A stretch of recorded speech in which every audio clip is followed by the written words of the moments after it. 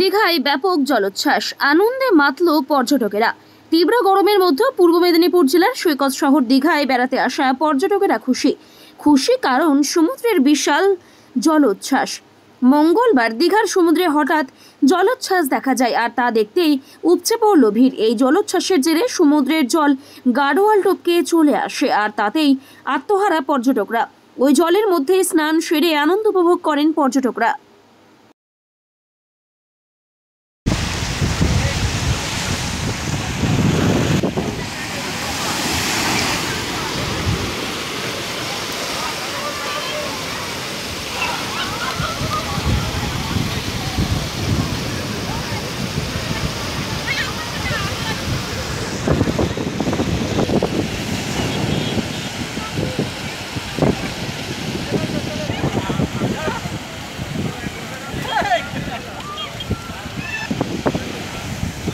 Bureau report, এখন সংবাদ।